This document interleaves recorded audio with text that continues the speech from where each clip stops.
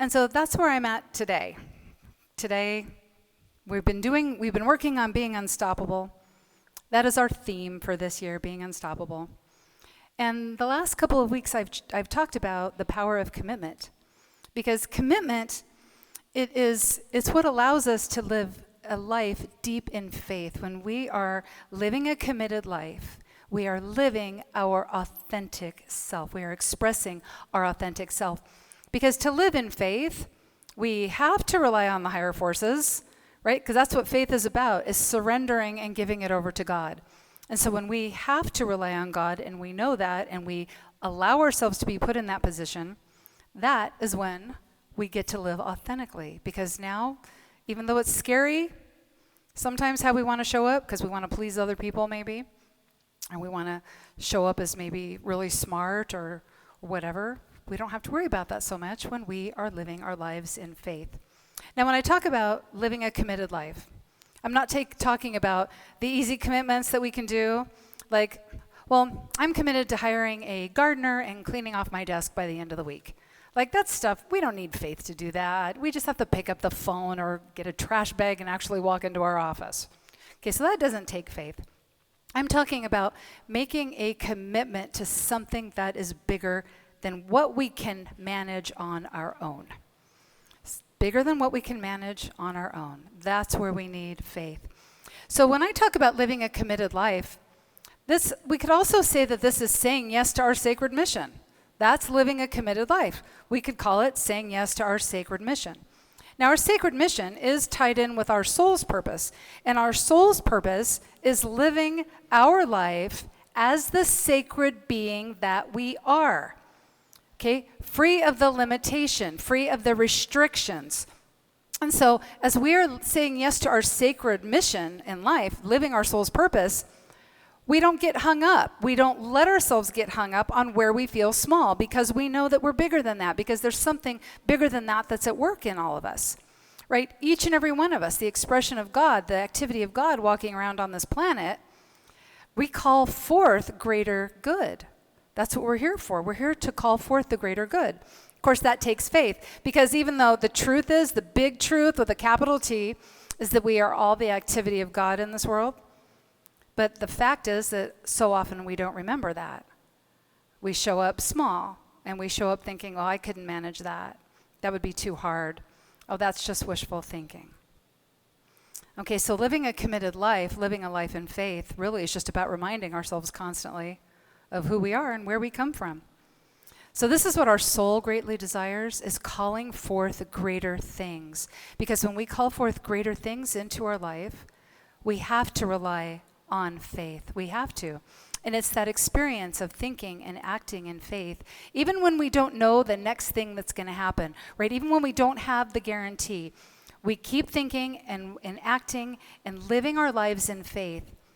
And when we get to the tail end of all that, when we finally created the thing we're looking to create, it feels amazing having created it.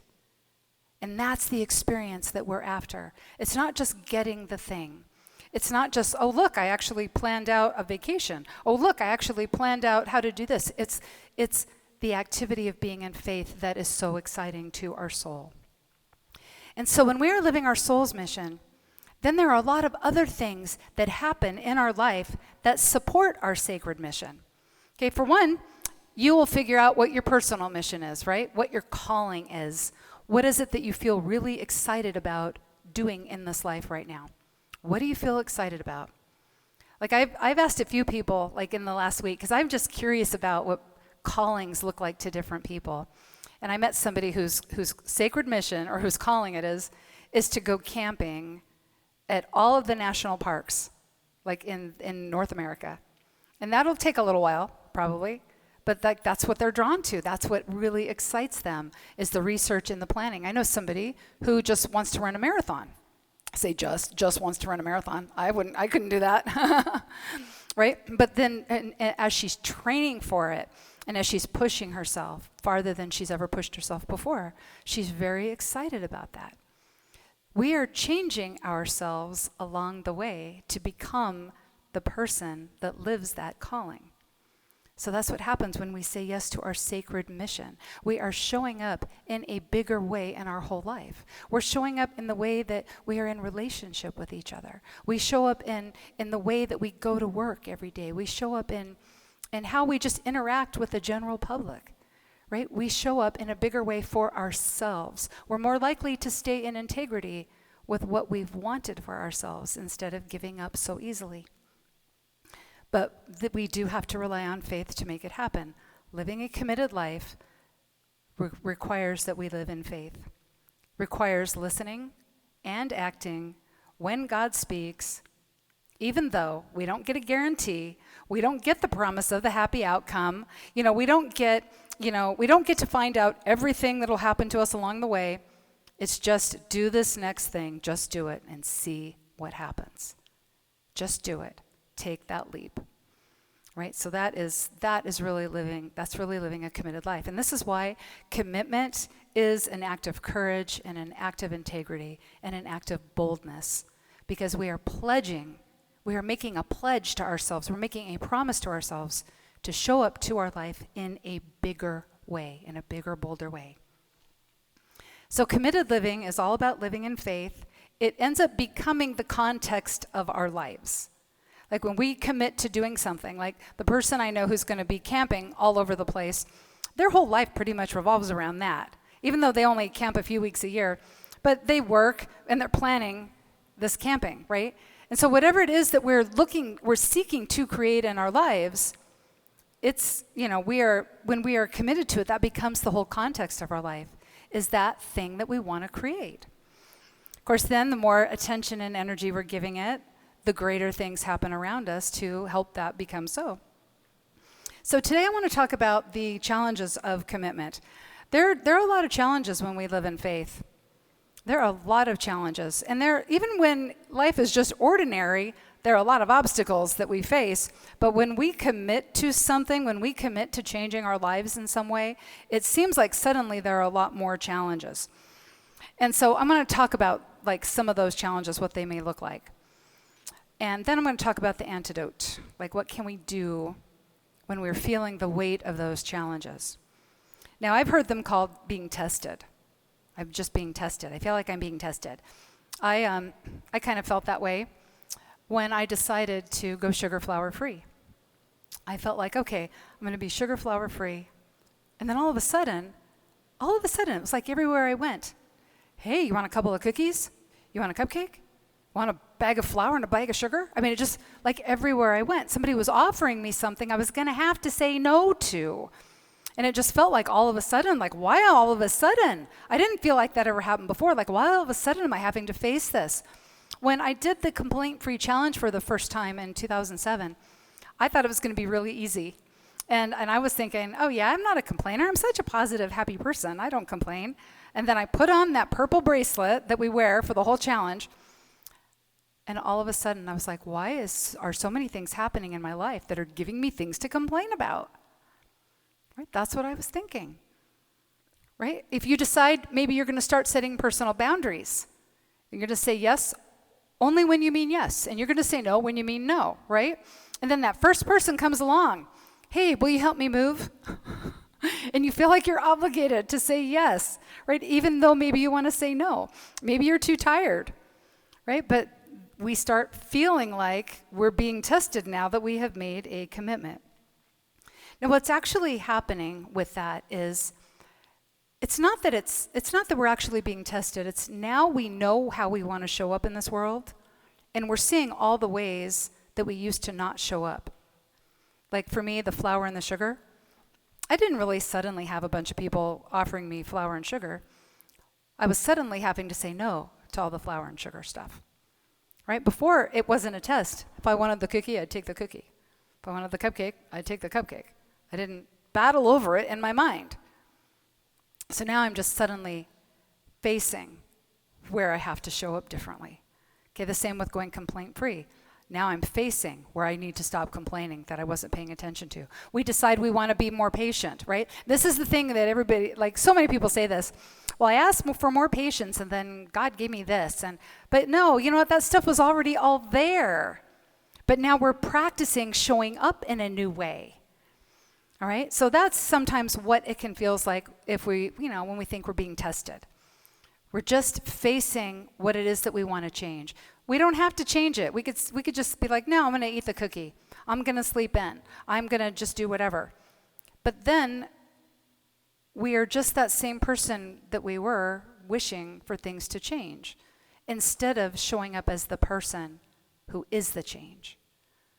Okay, so how do we want to show up? That's really if we've made a commitment and we want to stay in integrity with ourselves, with our promise to ourselves, then we show up in a bigger way. And we say no to the things we need to say no to, and yes to the things that we want to say yes to. Now, sometimes there are more serious things that pop up for us that can feel like really big challenges. Maybe someone experiences, like out of the blue, some kind of an illness, and they thought all along that they were very healthy, right? And then they have to deal with that. Maybe somebody has a sudden change in a relationship status, and they weren't expecting that. That came out of the blue. Okay, we could lose something, right? We face all kinds of loss. I mean, there's loss of a job. There's loss of a lifestyle. There's loss of friendships. Friends who were there one day and they're just gone the next day. Maybe we lose somebody we love to death. Maybe somebody in our circle died and has left a big gaping hole in our life. Okay, so there are some of those serious kinds of challenges, those obstacles that we are faced with as we go along on our path. Sometimes we straight up are facing failure, right? It might be that we dropped the ball on something so it didn't work out, or maybe we were in the wrong place at the right time. Maybe something in the conditions of our environment, something in the environment changed. When our economy changes, when the weather changes, when things get too extreme. Like sometimes there's like massive job losses, right? People lose their homes. Sometimes we might find ourselves in a situation where we can't forgive or let something go. And that can keep us stuck. That can keep us feeling like we cannot move forward because we just cannot let go of this thing that happened. And we keep directing all our energy back to it. And it was just so painful that even though we made a commitment to show up in a bigger way, we don't know how we would do that because there's just so much pain surrounding some of these obstacles. It can actually start to feel like these obstacles are the thing that are going to keep us down, that are going to keep us from being that person that we dream of being, like keep us from showing up as the person that we want to show up as. And so this is the challenge of living a committed life. We're going to be faced with challenges. We're going to be facing the things in ourselves that we're desiring to change. So there's always going to be feeling like there's challenges. But see, living a committed life, though, is also the way through these challenges. It's also the way through. Because when we live a committed life, when we are living and acting in faith, it's a lot easier to remember who we are and where we come from. Okay, that we are the activity of God walking around on this planet. So, personally, I don't actually believe in being tested. Like, it can feel like a test, but I'll say that I don't believe the universe tests us.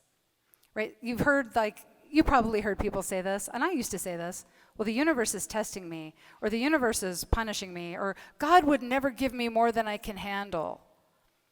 But that is an implication then that the universe is trying to run our life, when really what we are here to do is call forth greater good through us, through our choices. We have free will, so we get to choose. So when we show up as the biggest, boldest, brightest version of ourselves, it's not because the universe made us do it. It's because we decided to do it, and we made the choices to do that. Okay, so the universe always has our back. This is something we want to keep in mind as we are facing these challenges. The universe has my back. Just say that with me here. The universe has my back. Let's say it one more time so I can hear you. Perfect. See, we don't have to make these changes in our lives.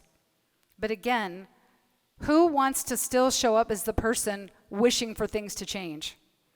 Like, who still wants to show up as that person wishing that things would change? I want to be the person that is the change.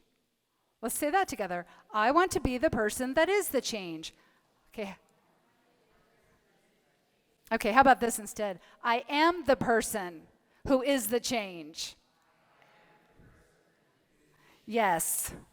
Yes, we are. That's what we were created for. God is bigger than anything in its way. But we do have to live in faith, and we do have to be able to surrender our pain.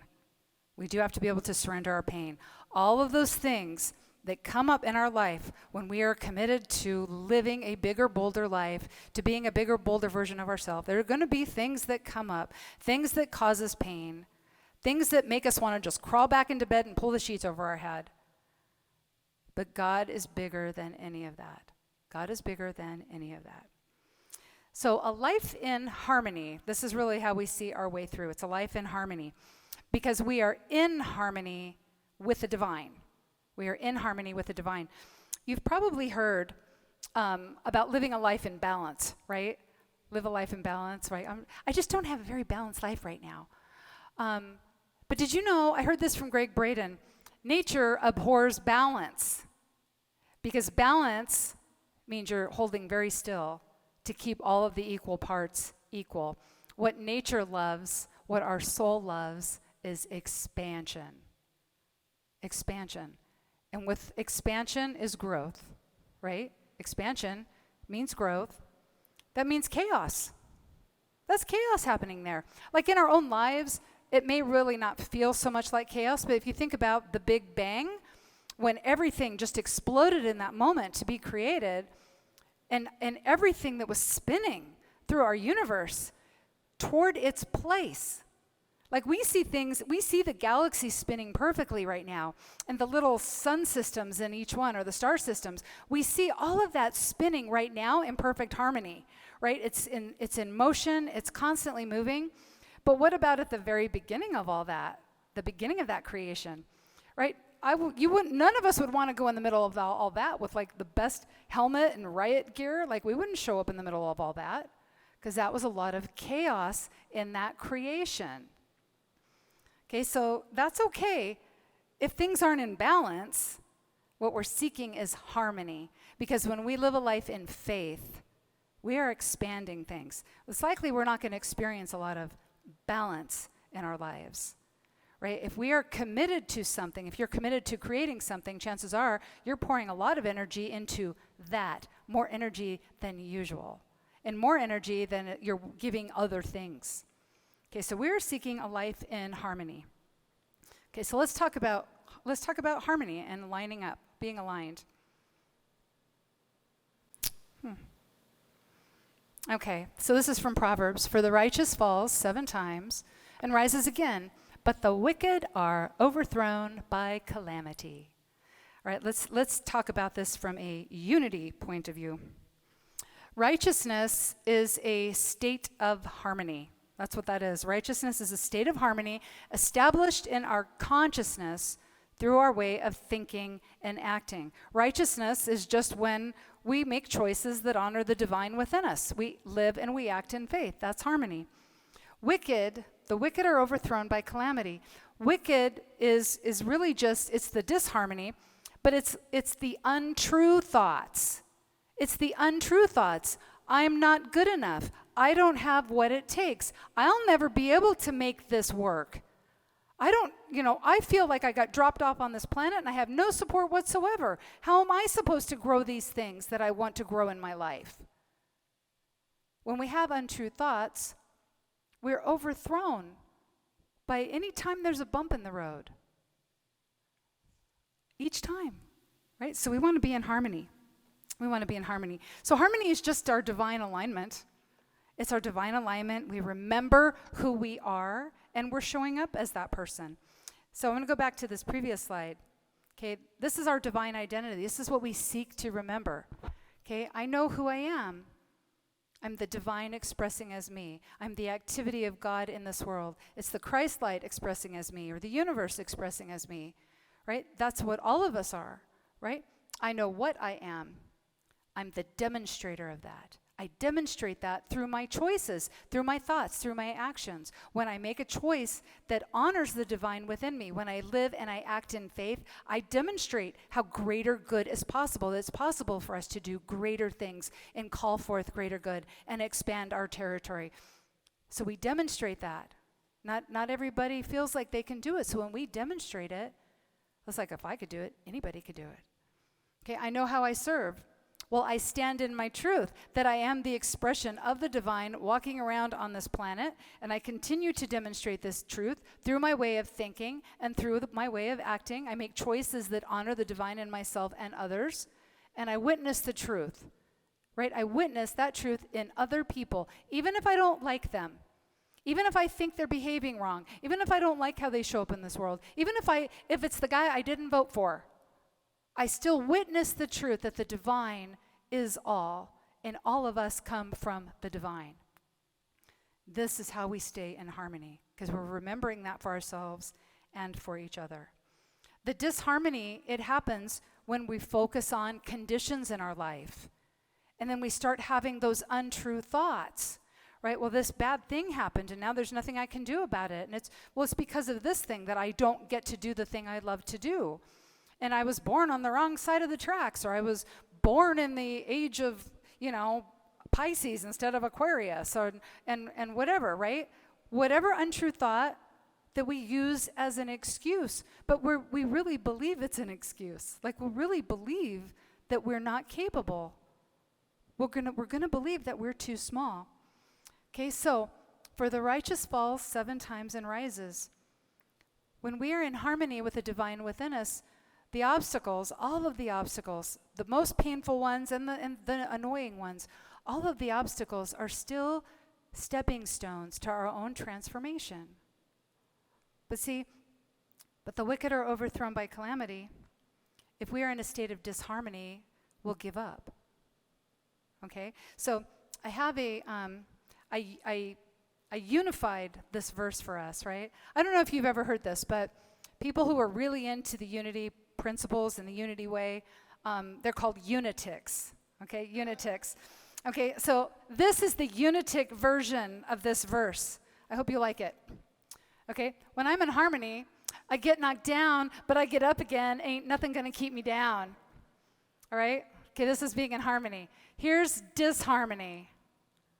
When I'm in disharmony, I get knocked down. It wasn't meant to be, I give up.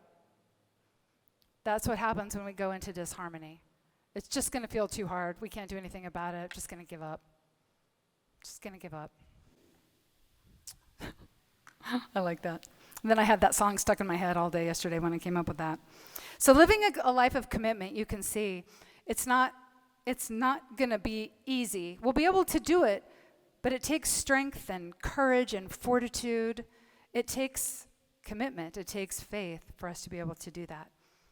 Now, the next thing, and this is something I run through in my head all the time too, but this will give us power, so much power, are the 7 graces. And there are 7 graces. They happen to also be connected to our 7 chakra system.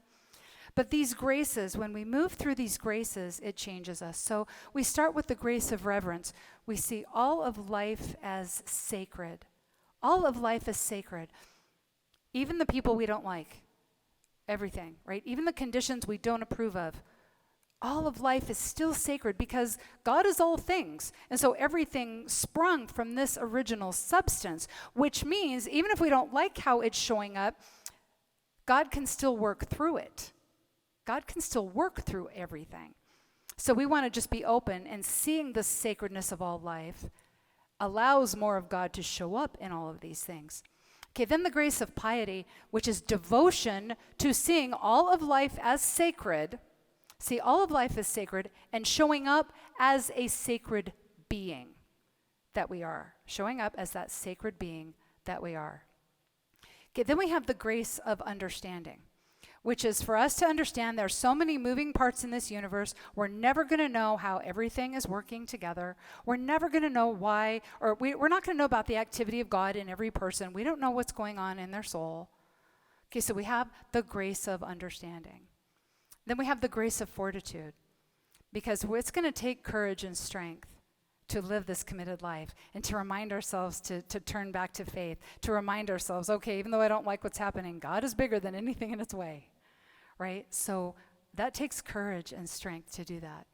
The grace of counsel, it's not about us giving counsel, it's about the counsel that is available through us. Okay, divine direction, telling us the next best thing to do.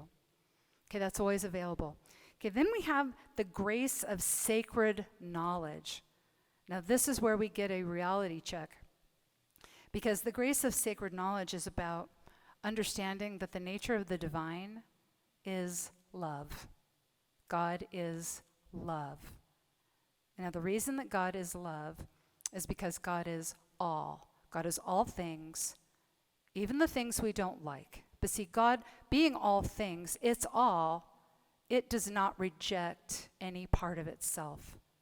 It does not reject any part of itself. We reject things when we feel frustrated. We do rejecting, but God, the all, does not reject anything. So all are one can feel like an inconvenient truth, but when we are living a life of faith and we are reminding ourselves these graces, grace is the givingness of spirit. These are all available to us all the time. They are present within us. We are tuning into their channel, but they're always available. They're always available to us. And so as we tune into all these, it gets easier and easier to see the sacredness of all life, right? That all things are sacred.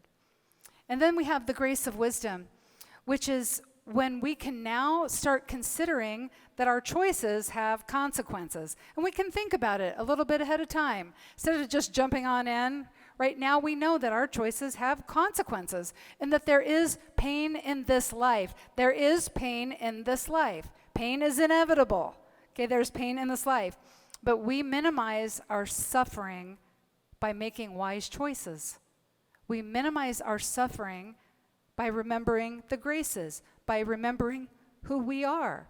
Those are wise choices, to remember who we are. I know who I am. I know what I am. I know how I serve. That's a wise choice to keep turning back to that.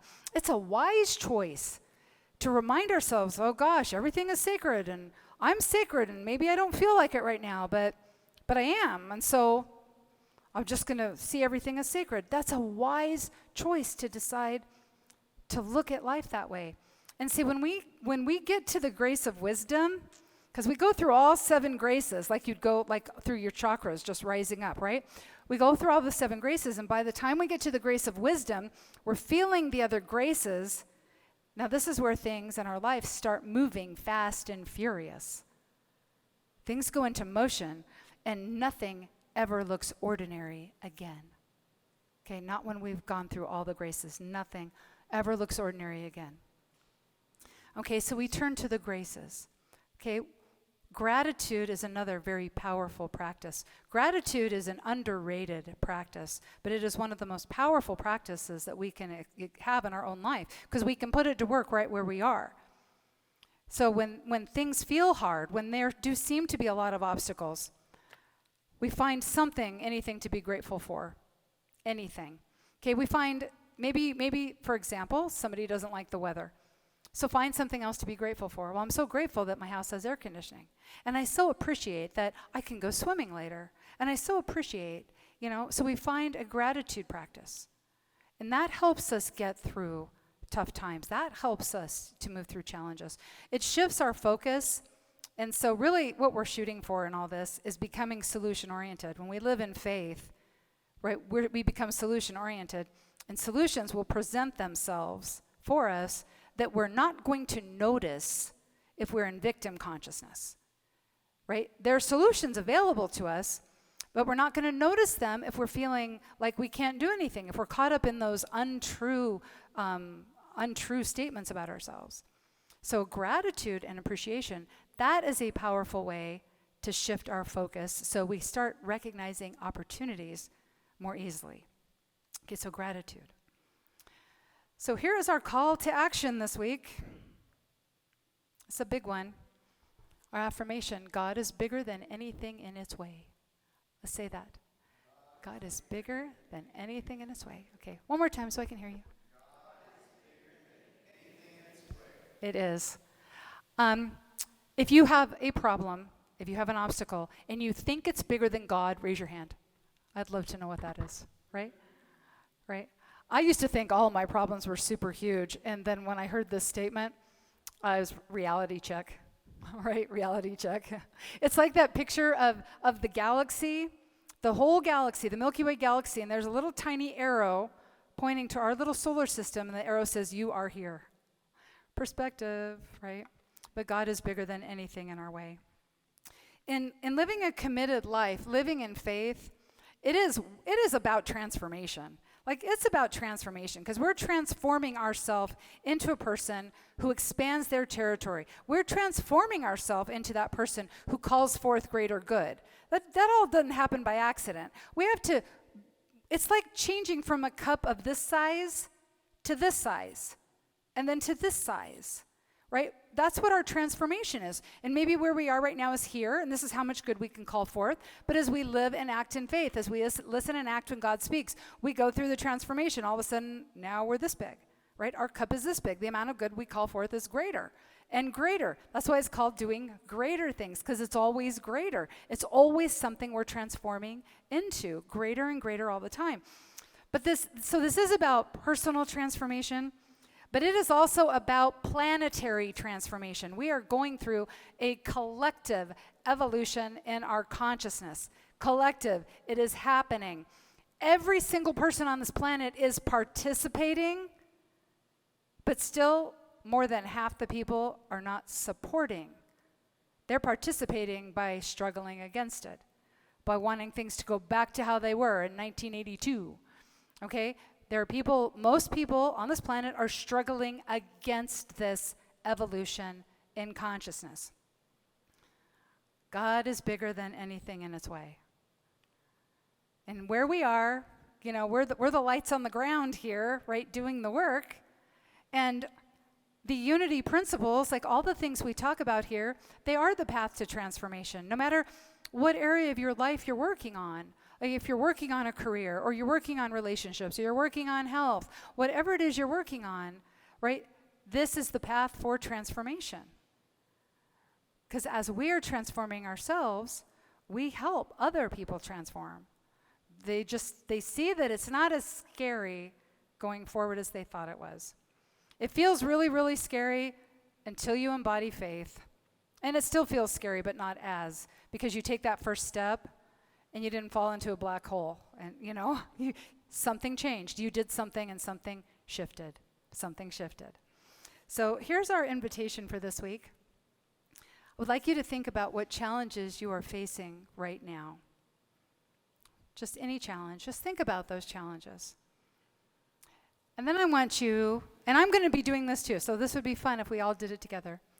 What am I willing to surrender? See, sometimes we face a challenge and we think the only way to overcome this challenge is by this, and this happening. Okay, this, and this. But if we pick out the way something changes, if we pick out the method of transformation, what we're really doing is we're picking something we already know. It's like, well, I know that if I turn on my faucet, water will come out, right? That doesn't take faith to turn on your water faucet and have water come out, right? We're going to tend to pick something we know. Well, that doesn't give us a chance to expand. We're not acting in faith if we think, well, I'll just fix it this way because this is the way I know. So we don't want to pick it. We want to act in faith and let the universe guide us. Let the universe give us that counsel. I keep pointing there because it's the throat chakra where the counsel is, the grace of counsel. Okay? So God is bigger than anything in its way. Now, if God is bigger than anything in its way, that means the obstacle is here, but then everything is God, which means a solution could come from anywhere, right? A solution could even come from the obstacle, because the obstacle is still from God. The obstacle is still in that source energy, is from that source energy. We just didn't do something great there, that's all. So that's why God is bigger. That means transformation. That means the solution. Okay, that means greater things could come from someplace that we have no clue where it's going to come from. And if we are acting in faith, it will likely come from someplace that we wouldn't have imagined. But that's how we're doing greater things. That's how we do those greater things. That's how we call forth greater good, listening and acting in faith, living a committed life, committing ourselves to living in faith, to listening and acting when God speaks. And that is how we are creating heaven on earth. So until next time, remember, you were designed to do all of this stuff. You were designed to call forth greater things. You are the activity of God in this world. Nothing can ever change that. Nothing can ever change that. And everything you do, you are blessed, and so it is.